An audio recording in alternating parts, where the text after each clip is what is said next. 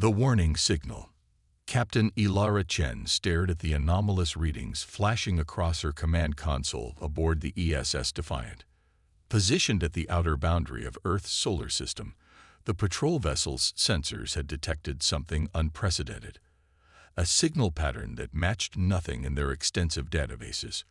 "Lieutenant Park, analysis," Chen ordered, her eyes never leaving the pulsing data stream. The young science officer's fingers danced across holographic displays. "Captain, it's unlike anything we've encountered.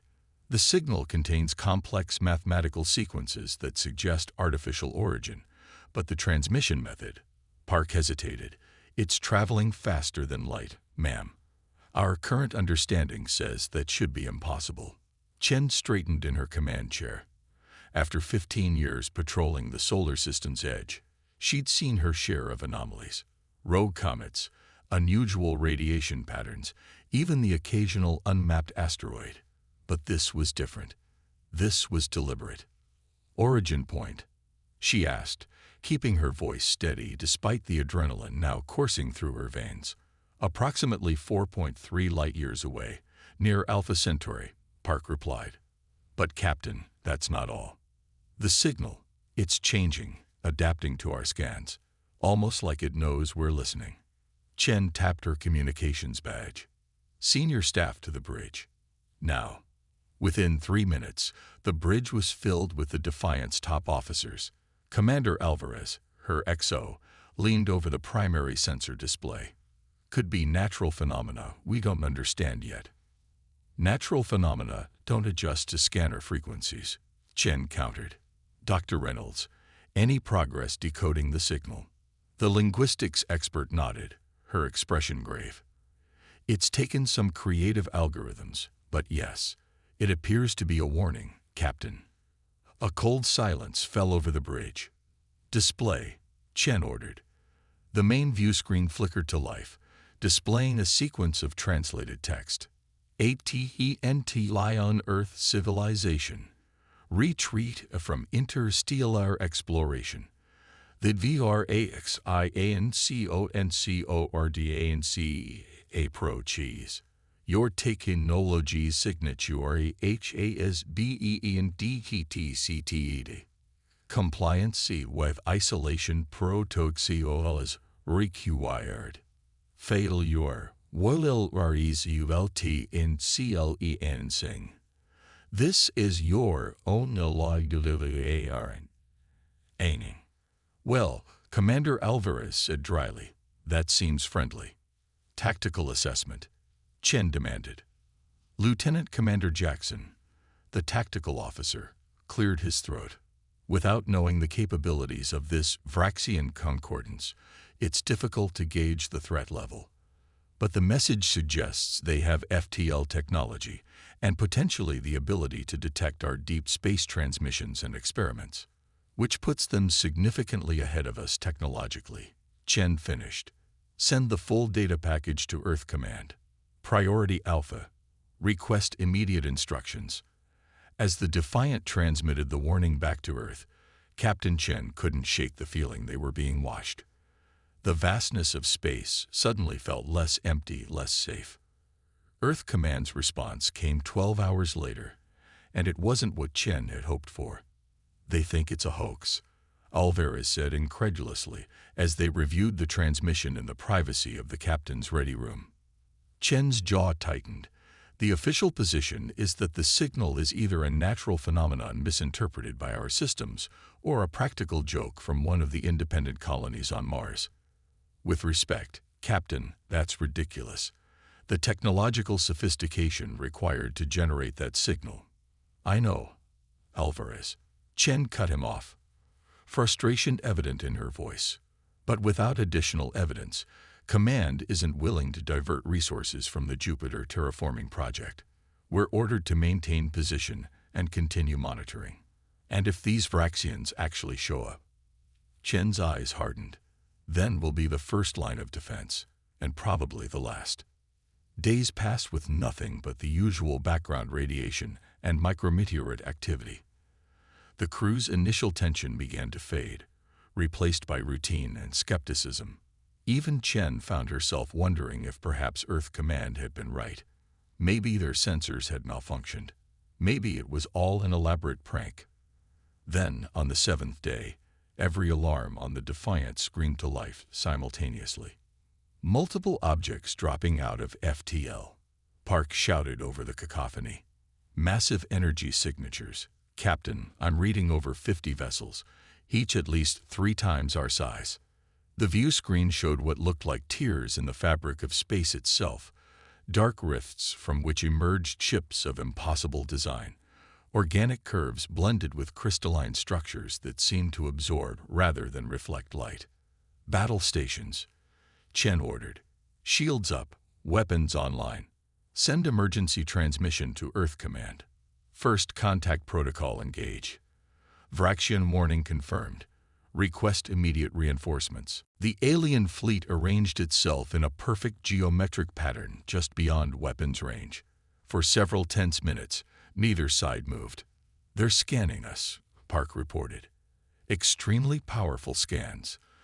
They're cutting through our shields like they're not even there. Chen stood, straightening her uniform. Open a channel. Captain, we don't know if they'll understand. They sent us a message in our language. They've been studying us. Open the channel. The view screen flickered, and Chen found herself staring at a being that defied easy description. Its body appeared to be composed of interlocking plates that shifted and realigned as it moved, with multiple appendages that seemed to phase in and out of visibility. Where a face might be, there was only a swirling vortex of iridescent energy. This is Captain Ilara Chen of the Earth ship Defiant. We received your warning, but wish to open peaceful dialogue. Earth poses no threat to the Vraxian Concordance. The alien's response came not as sound, but as thoughts directly inserted into the minds of everyone on the bridge. Your way ways DLIVRD. Your co-MMP ways required. Your expansion beyond your gravity, well violates the natural order. Primitive species must remain contained until evolution. HEHIV's proper conensiois as an ES. Chen fought to maintain her composure against the invasive mental contact. We are a peaceful species seeking knowledge and understanding. We have the right to explore our own solar system. In Kiori seat. Your experiments will THEO or ETICAL faster than light to reveal HAVBBE and DETCTED. Your QUANTUM communications, research each, disturbs realms, beyond your comprehension. You will reiterate to your planetary origin and dismantle all extra-orbital technology. That would mean abandoning colonies and research stations that house millions of our people, Chen argued. We cannot and will not do that. The alien's mental presence intensified, causing several officers to cry out in pain. Then you use EXTINCTYN. UAV 20 CVN of your planetary ROTATIONS to WIKHDREVA. After that, KLEN Sing BGNs. The connection terminated abruptly, leaving the bridge crew gasping. Did Earth Command receive that transmission? Chen asked, gripping her chair to steady herself. Confirmed, Captain. The communications officer responded. They're ordering us to fall back to Earth. For once, Chen was relieved by Command's caution. The Defiant was no match for even one of those alien vessels, let alone an entire fleet. As the patrol ship began its retreat toward the inner solar system, Chen watched the alien armada on the long-range scanners. They remained in perfect formation, unmoving, a silent threat against the backdrop of stars. What do you think they mean by cleansing, Captain? Alvarez asked quietly as they observed the tactical display in the war room. Nothing good, Chen replied grimly. And whatever theoretical FTL research they're referring to, it must be important if they're willing to exterminate us over it. The Quantum Displacement Drive Project, Dr. Reynolds said, joining the conversation. It's been classified, but rumors have circulated throughout the scientific community. Supposedly, they've had some success creating microscopic wormholes in laboratory conditions. Chen nodded slowly. And that somehow threatens these fractions. Or they simply don't want the competition, Alvarez suggested. Interstellar travel capability would put us in their league. Either way, we have 27 days before they make good on their threat. Chen studied the alien fleet configuration, and something tells me Earth Command isn't going to abandon decades of scientific progress because some aliens told us to. The emergency recall brought every available military vessel back to Earth, a pitiful defense force compared to the Vraxian Armada, but it was all humanity had. As the Defiant docked at the Luna Command Station, Chen was immediately summoned to an emergency meeting of the United Earth Defense Council. The council chambers were filled with the highest-ranking military and political leaders of Earth, their faces grim as Chen delivered her first-hand account of the encounter. "Could we negotiate?" asked Councillor Mbeki of the African Federation. "Offer to slow or modify our research rather than abandon it completely." Admiral Wong shook her head. Their message was clear: complete technological regression or extinction. There's no middle ground offered. "Then we fight," General Kruz stated flatly. "We won't survive as a species trapped on one planet anyway. Resources are already stretched thin. Without our off-world colonies and mining operations, billions would starve within years." "With all due respect," Chen interjected, "you didn't see these ships. Their technology is centuries beyond ours.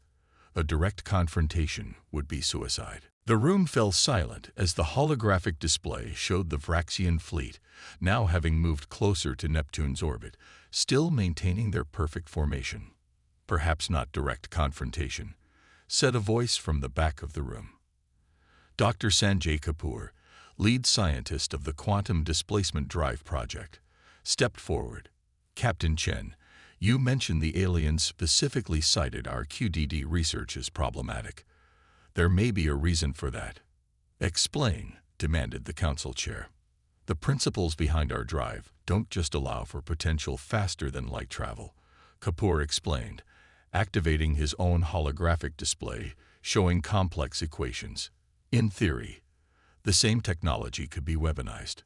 The microscopic wormholes could be stabilized and expanded within an enemy vessel, essentially tearing it apart from the inside. You're suggesting we use experimental, untested technology as our primary defense?" Admiral Wong asked incredulously. "I'm suggesting it may be our only option," Kapoor replied. "And the fact that the Vraxians are so concerned about this specific research suggests they know it could work against them." The debate raged for hours, but in the end, desperation won out over caution. Earth would not surrender its future without a fight. As Captain Chen left the council chambers, she found Dr. Kapoor waiting for her. "They've given us the green light," he said without preamble. "But there's a problem. The prototype device needs to be deployed from within the enemy formation to affect multiple ships simultaneously. Someone needs to fly it there." Chen understood immediately what he was asking. "The Defiant." Kapoor nodded solemnly. "It's the fastest ship we have. If anyone can get close enough before they react, it's you." Chen thought of her crew, of the impossible odds they would face. Then she thought of Earth, of humanity's future hanging in the balance. "Send me the specifications," she said finally. "I'll need to brief my crew on our suicide mission." As the 27-day deadline approached, humanity prepared for what might be its final stand. The Vraxian fleet had moved past Jupiter, an inexorable tide of destruction drawing ever closer to humanity's cradle. Aboard the Defiant, now retrofitted with Dr. Kapoor's experimental device, Captain Chen addressed her crew one last time. "You've all volunteered for this mission knowing the odds," she said, looking into each face on the bridge. "I won't lie to you. Our chances of survival are minimal. But every moment we buy allows Earth more time to prepare, more time to evacuate critical personnel to the underground shelters. Whatever happens today, know that you stand for the best of humanity. Commander Alvarez took his position at tactical. Course plotted through the asteroid belt. It should provide some cover until the final approach. Chen nodded, taking her seat in the command chair for what might be the final time. Helm, engage. The Defiance slipped away from Luna Station, accelerating toward its rendezvous with Destiny and an alien armada that threatened everything humanity had built. As Earth shrunk in the view screen behind them, Captain Chen couldn't help but wonder if she would ever see it again. Humanity's response. The ESS Defiant cut through the darkness of space, its experimental stealth systems engaged as it weaved through the asteroid belt between Mars and Jupiter. Captain Ilara Chen studied the tactical display showing the Vraxian fleet's advancing formation, now past the orbit of Mars and steadily moving toward Earth. Status report, Chen demanded, her voice steady despite the knowledge that they were flying directly into the maw of death. Stealth systems functioning at 93% efficiency, Lieutenant Park reported. But Captain, these readings suggest the Vraxians are using detection technology that might render our stealth partially ineffective. They'll spot us eventually. Chen nodded grimly. We just need to get close enough. Dr. Reynolds, how's our package? The scientist looked up from the modified cargo bay monitors. The quantum displacement device is stable, Captain. Dr. Kapoor's final calculations have been integrated. Once activated, we'll have approximately 45 seconds to clear the blast radius. If it works at all, Commander Alvarez muttered, though loud enough for everyone to hear. It will work, Chen stated with more confidence than she felt. It has to. The bridge fell silent as the Defiant continued its approach. Hours passed in tense vigilance, every crew member aware that each minute brought them closer to either humanity's salvation or their own obliteration. Entering optimal deployment range in 10 minutes, Park announced finally. Chen activated the ship-wide communication system. All hands, this is the captain. Prepare for potential evasive maneuvers. Engineering. Divert all available power to engines and shields on my mark. She turned to her tactical officer. Status of the Vraxian fleet. Still advancing in formation, Captain. No indication they've detected us yet. Their attention appears focused on Earth's defensive line. The main view screen showed Earth's combined military forces, a paltry collection of battle cruisers, orbital platforms, and hastily armed civilian vessels forming a protective shell around the planet. It was humanity's entire military might, and against the Vraxian armada, it looked like a child's toys arranged against a tsunami. 5 minutes to deployment range, Park announced. Suddenly, alarms blared across the bridge. We're being scanned, the tactical officer shouted. Multiple Vraxian vessels changing course.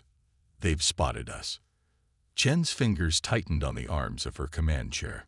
Time to deployment range. 4 minutes, 20 seconds. We'll never make it, Alvarez said, his face pale. They'll intercept us before. Engineering. Emergency power to engines, Chen ordered, cutting him off. Tactical. Arm all conventional weapons. If they want to stop us, make them work for it. The Defiance surged forward, its engines straining beyond safety parameters as 3 Vraxian vessels broke from the main fleet, moving to intercept. Enemy weapons charging. Evasive pattern Delta, Chen commanded. We just need to get a little closer. The first energy blast from the lead Vraxian ship missed the Defiant by mere meters, the residual energy washing over their shields and causing the entire ship to shudder. Shields at 60% from proximity damage alone, reported the engineering officer. Direct hit will cripple us. 2 minutes to optimal range, Park called out, his voice strained. The second Vraxian blast caught the Defiance port side, sending crew members flying across the bridge as systems exploded in cascading failures. Shields down to 28%. Maintain course, Chen ordered through gritted teeth, ignoring the blood trickling from a cut on her forehead. "Divert life support power if necessary." "Captain," Alvarez said quietly beside her, "even if we reach deployment range, we'll never escape the blast radius with engines damaged." Chen met his gaze steadily. "We always knew this might be a one-way trip, Commander." Another blast rocked the ship. "Hull breach on decks 4 through 6. Emergency bulkheads engage. 1 minute to deployment range." The view screen showed the 3 Vraxian interceptors closing in, their strange organic crystalline designs somehow more menacing up close. Behind them, the main fleet continued inexorably toward Earth. "Ready the QDD," Chen ordered. "Prepare for manual deployment." "Captain," Park interrupted, his voice suddenly urgent, "I'm detecting massive energy buildups from Earth's direction. Multiple signatures, unlike anything in our database." Chen's head snapped toward the rear tactical display. What she saw defied explanation. From behind Earth's moon emerged vessels that had not been part of the defensive line, massive ships of clearly human design, but unlike any military vessel Chen had ever seen. They moved with impossible speed, their hulls gleaming with technology that shouldn't exist. "What the hell?" Alvarez whispered. Chen's communications console chimed with an incoming transmission. The face that appeared belonged to Admiral Wang, but her uniform was different, bearing insignia Chen didn't recognize. "Captain Chen, this is Admiral Wang of the Earth Defense Force Black Division. Fall back immediately. You've done your part drawing their attention. We'll take it from here." Before Chen could respond, the mysterious Earth vessels engaged the Vraxian fleet. Their weapons tore through the alien shields like they were tissue paper, each shot precisely targeted and devastatingly effective. "Those ships," Park said in awe. "They're using quantum-based weapons similar to our prototype, but far more advanced." Chen watched in stunned silence as the 3 interceptors pursuing them suddenly changed course, rejoining the main fleet which was now arranging itself into a defensive posture. "Captain," Reynolds said, checking her readings, "those Earth ships, they're using technology that matches theoretical models from Dr. Kapoor's work, but they're years, maybe decades beyond what we're supposed to have." Understanding dawned on Chen. Earth has been holding back. The research wasn't theoretical at all. Admiral Wang's face reappeared on the screen. "Captain, I repeat, withdraw your vessel." "That's an order." Chen found her voice. "Admiral, what is this? How long has Earth possessed this technology?" "That's classified information, Captain. Suffice to say, humanity has been preparing for this possibility since we first detected unusual activity near Alpha Centauri 3 years ago. Your mission was necessary. We needed the Vraxians to reveal their full capabilities before engaging. You used us as bait," Alvarez said flatly. "We used you as a vital component in humanity's defense," Wang corrected. "Now withdraw to minimum safe distance. The real demonstration is about to begin." The Defiant limped away from the engagement zone, its crew watching in amazement as Earth's secret fleet engaged the Vraxians in a battle that bent space itself. The alien vessels, so intimidating before, now seemed outmatched, their formation breaking apart as they attempted to counter weapons they clearly hadn't expected humans to possess. "The Vraxians are transmitting something," the communications officer reported. "It's directed at the Earth fleet." Chen nodded. "Put it through." The alien's mental voice filled the bridge once more, though weaker than before. "This technology is forbidden. UTANOTPOSIBLOUNDRSTANDVEQNCs. Admiral Wang's response was broadcast on all frequencies. "We understand perfectly.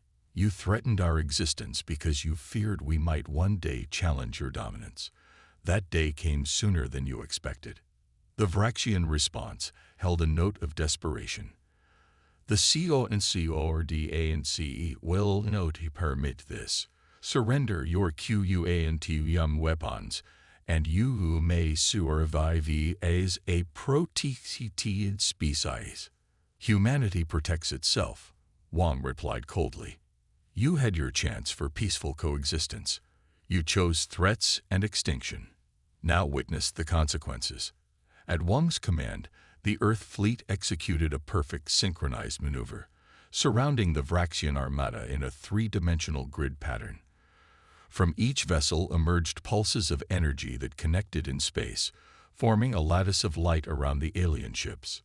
What are they doing? Chen asked, as much to herself as anyone.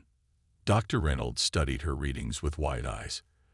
They're creating a massive quantum displacement field, similar to our device, but vastly more powerful and controlled.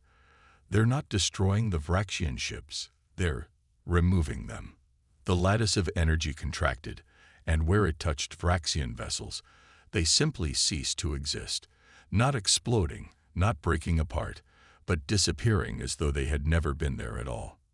In less than 60 seconds, the entire Vraxian fleet, over 50 advanced alien warships, vanished from existence, leaving nothing but empty space where they had been.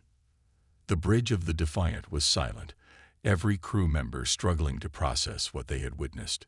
Where did they go? Alvarez finally asked. Dr. Reynolds shook her head. Based on these readings, nowhere we can comprehend. The displacement field likely shifted them into a parallel dimensional state. They're not dead, just elsewhere. Permanently. Captain Chen's console chimed again. Admiral Wang's face appeared, her expression solemn. The Defiant and her crew are to return to Luna Command Station immediately. You'll be debriefed and sworn to secrecy regarding what you've witnessed. Earth is not yet ready to reveal the full extent of our capabilities to our own people, let alone the galaxy at large. Why the deception? Chen demanded. Why let us believe we were on a suicide mission if you had this technology all along? Wang's expression softened slightly. Because your mission was genuine, Captain. Our Black Division fleet was our last resort, not our first line of defense. If the Vraxians had detected our capabilities before we were in position, they might have employed countermeasures. Your ship's approach forced them to focus their attention where we wanted it. And the warning signal we received? Chen pressed. Was that genuine? Oh yes, Wang nodded. Though not from the source you believed. It was from an ally, another species that has been helping humanity prepare for our emergence onto the galactic stage. The Vraxians were one of several elder species that maintained technological supremacy through aggressive suppression of emerging civilizations. Chen tried to process the implications. So there are other aliens out there. Friendly ones. The galaxy is far more complex and populated than most of humanity realizes, Captain. Today's events have announced our presence in a way that cannot be ignored. From this moment forward, Earth will be recognized as a power to be reckoned with. After the transmission ended, Chen sat in silence, contemplating the new reality. Humanity wasn't alone, wasn't defenseless, and wasn't as innocent as she had believed. The universe had just become infinitely larger and more dangerous. Orders, Captain? Alvarez asked quietly. Chen took a deep breath, looking at her battered but intact bridge, her loyal crew who had been prepared to sacrifice everything. Take us home, Commander. I think we've all got a lot to think about. As the Defiant turned toward Earth, Captain Chen watched the Black Division fleet arrange itself in a defensive perimeter around the planet, humanity's secret guardians now visible for all to see. She wondered what other secrets Earth held, what other preparations had been made for humanity's emergence onto the galactic stage. The Vraxian threat had been eliminated, but Chen suspected it was only the beginning. Humanity had declared itself to the cosmos in the most dramatic way possible, erasing an alien armada in seconds. There would be consequences, responses from other species who would now view Earth with either new respect or new fear. 3 days later, after extensive debriefing at Luna Command, Chen stood at the observation deck watching Earth rotate slowly below. Admiral Wang joined her, offering a data tablet. Your new orders, Captain. The Defiant has been repaired and upgraded. Chen took the tablet, scanning the contents with growing surprise. Border Patrol. After everything that's happened, Wang smiled slightly. Not quite the same patrol as before. You'll be operating beyond our solar system now, making contact with some of our allies, and keeping watch for any other species who might take issue with humanity's new status. So we're the diplomats now, or the warning system? Both, Wang replied seriously. The galaxy now knows we exist and what we're capable of. Some will seek alliance. Others will seek to eliminate us before we grow stronger. Your experience with the Vraxians makes you uniquely qualified to represent Earth's interests. Chen considered the assignment. After witnessing humanity's true capabilities and the vastness of galactic politics, returning to normal patrol duties would have felt hollow. When do we leave? As soon as your crew is ready, Wang said. There's someone waiting to meet you at Alpha Centauri. They're quite eager to make your acquaintance after monitoring your encounter with the Vraxians. The source of our warning signal. Wang nodded. Among others, it seems humanity has made quite an impression.